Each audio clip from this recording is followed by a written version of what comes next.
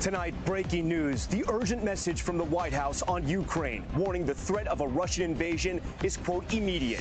The State Department urging Americans to evacuate Ukraine in the next 2 days as Vladimir Putin moves more troops towards the border, potentially barreling towards war. Top U.S. officials say an offensive could begin at any moment, even before the end of the Beijing Olympics.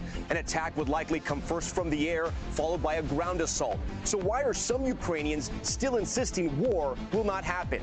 Richard Engel joins Top Story. Our conversation coming up in moments. And the other major headline, Super Bowl 56, kicking off in just 48 hours. From right here in Englewood, California, the LA Rams gearing up to do their city proud. Superstar quarterback Joe Burrow telling me how he's approaching the biggest game of his career. The Cincinnati Bengals looking for a Hollywood ending of their own. Police ambushed, 9 officers injured in a dramatic shootout. A man barricading himself inside a Phoenix home for hours. At one point, dropping a baby on the front porch. One woman shot inside. We have news of her condition tonight.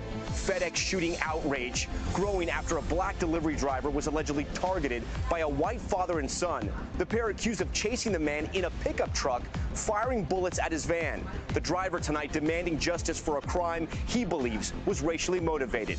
Also breaking tonight, the child vaccine delay. Pfizer postponing its request for the FDA to authorize its vaccine for kids under 5, saying more data is needed to determine how many doses kids need. This as protests over COVID lockdowns escalate at the northern border.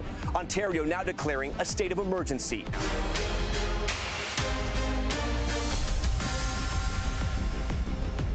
Good evening. Top Story coming to you live tonight from outside of SoFi Stadium in Inglewood, California.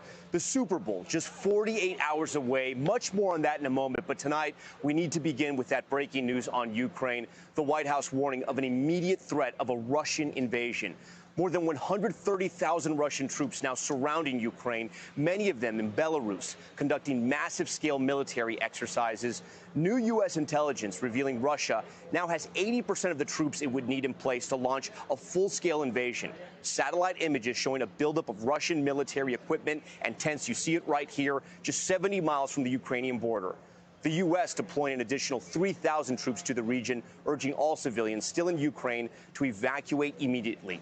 Experts had predicted an invasion was most likely to happen after the Beijing Games, with Russian President Vladimir Putin weary of upstaging his Chinese counterpart, Xi Jinping, one of his last remaining allies. But this new intelligence suggesting a troubling escalation. And there is late word tonight. President Biden will speak to Putin tomorrow. The stakes of that meeting could not be higher. So let's get right to Richard Engel, who's on the ground for us tonight in Ukraine. As Russian troops encircle Ukraine, conducting military drills along the border, U.S. officials gave their most urgent warning yet that Russia could invade Ukraine before the Olympics closing ceremony on February 20th. The Russians are in a position to be able to mount a major military action in Ukraine any day now. The Pentagon now sending an additional 3,000 U.S. troops to Poland, with the White House warning Americans to leave Ukraine within 48 hours. Any American in Ukraine should leave as soon as possible. But tonight, American Dave Agan in Kiev says he's not going anywhere. I don't know what's going to happen, but I'm not running. I have too many friends here. This is my home, and I like it here.